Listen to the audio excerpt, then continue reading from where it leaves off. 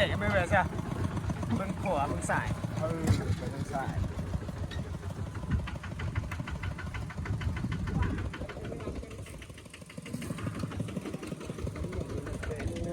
คนมา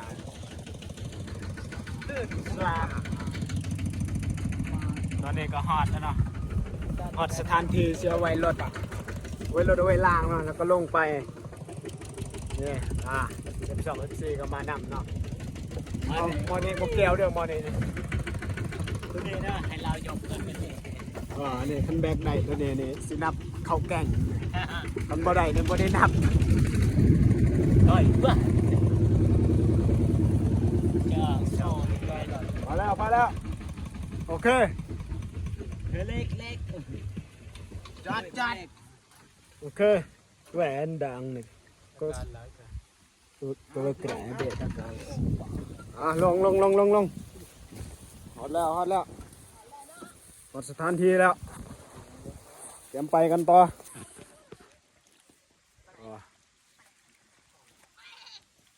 มานแล้วของเขาหันมานซุ่มนี่สิเฮ็ดกระตูบบ่เป็นยามหลายเฮ็ดกระตูบบ่เป็นมาใส่เบ็ดเนาะเนื้อเขียดใส่เบ็ดคนเปลี่ยนตีกะเนื้อใหม่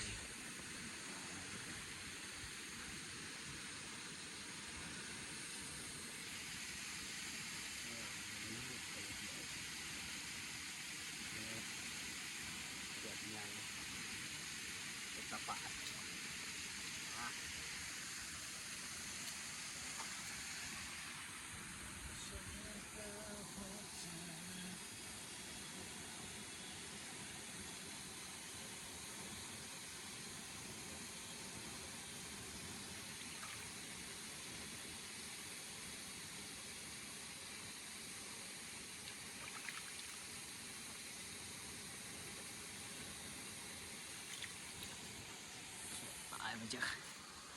คือมันสิตายแล้วคือบังไปใส่กันต่อมาคือเองก็ได้ไป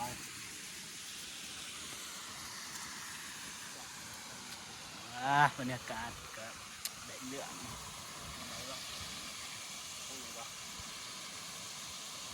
ไปหยุดก่อนใส่กันต่อนะต่อไป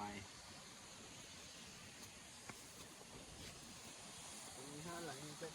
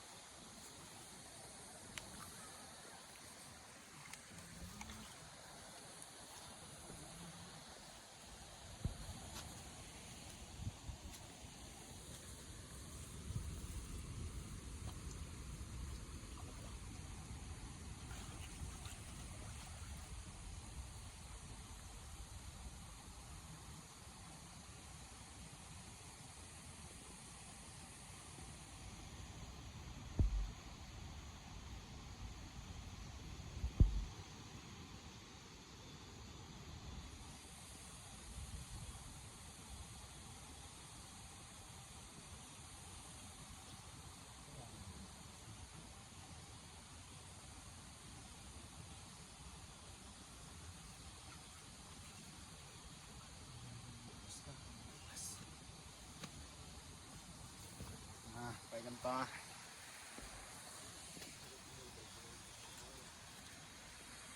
เหยื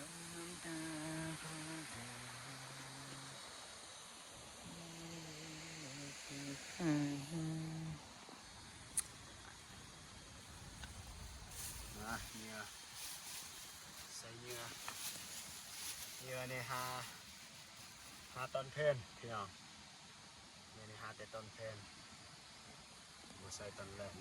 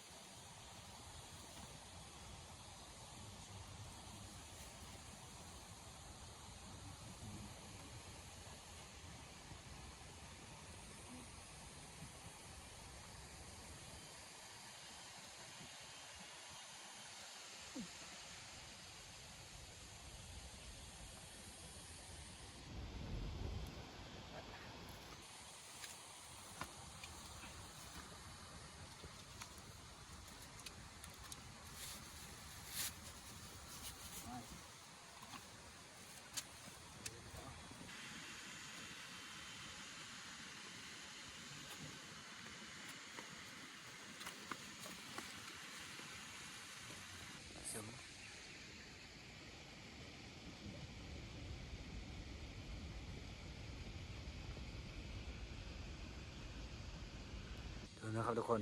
คนป่านะครับแล้วมันจะไงครับคือคนป่านะครับทาซานวะนี่มันคือทาซานวะคนดูดิมัวทำอะไรอยู่วะโอ้โห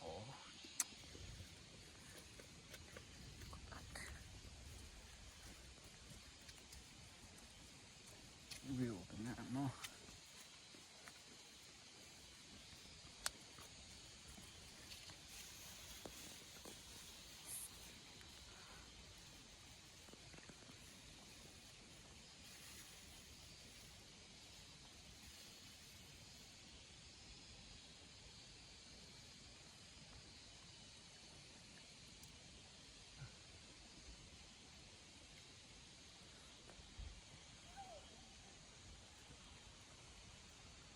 มีไก่มีเสือ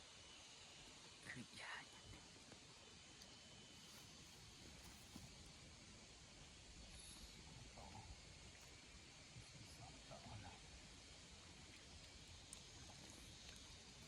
สองคน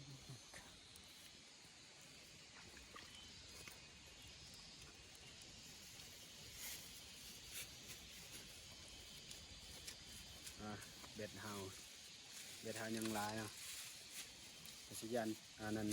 ใส่บ่ทันจะหน่อยคำก่อนนะจะได้ก็ขออนุญาตปิดกล่องก่อนจะหน่อยบัดแล้วจังทายเนาะโอเคอันนี้เป็นลังสุดท้ายเด้อทั้งหมดเฮาใส่แม่นเท่าไหร่19ลังและนี่แม่นลังที่19มันจะใส่เป็นลังสุดท้ายพอดีคำเลยมันนี่โอเคใส่แบบยังไงโอเค19ลังและมื้ออื่นเช้าเขาสิมายามกันใหม่เดี๋ยวเขาสิถ่ายให้เบิ่งเนาะว่าจะมันหรือบ่ไปเมื่อบัดนี้โอ้ยทีมงานเฮาตอนนี้นี่มืดค่ำแล้วติดทอมเนาะติดทอม ตา เนาะ ยตนเนาะนี่กำลังติดถังแกงเนาะเฮ็ดอาหารยังเบิ่ง ติดทอม โอ้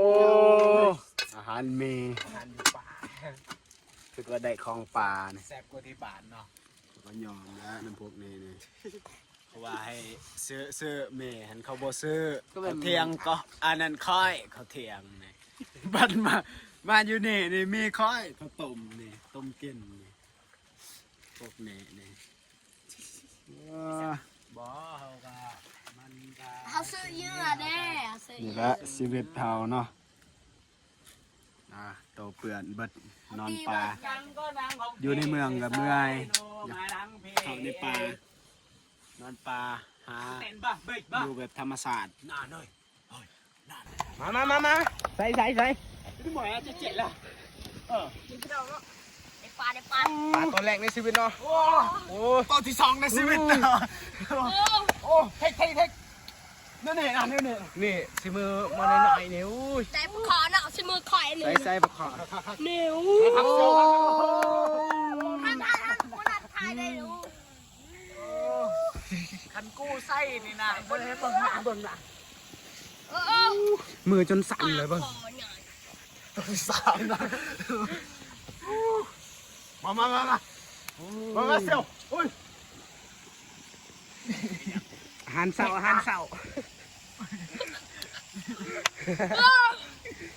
ในปลาเกลือเนาะไปโอ้ยมุ่นอ่ะใครวะใส่ธงเฮ้ยธงมือสั่นเลยสั่นเลยไหนกูเห็นก่อนดิมึงวิธีใส่ธงนะออกนะทำจนสั่น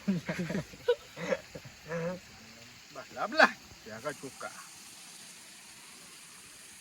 ความดีใจเนาะแต่ตัวเดียวนี่ก็ดีใจเอ้ยคัน2-3ตัวเดี๋ยวจะคือไรมันเป็นเฮาตัวแรกเศร้าในเตะปลาขาวบอลมันเหล็กอู้เลยหยาบปลาขาวกันแหละไม่เตะแล้ว ตุกขาวก็เจอเนื้ออัดย่มนะมันออกตอนกลางคืนนี่สุดยอด2 นิ้วเนาะตัวนี้ต่อไปขอให้มานเด้อ หอยมันพอดีซูมเจ้าอเมนเลยนะ มานก่อนเก่าเด้อจับนิ้วดิเนาะ โอเค จับแน่นๆตัวนี้ จบคลิป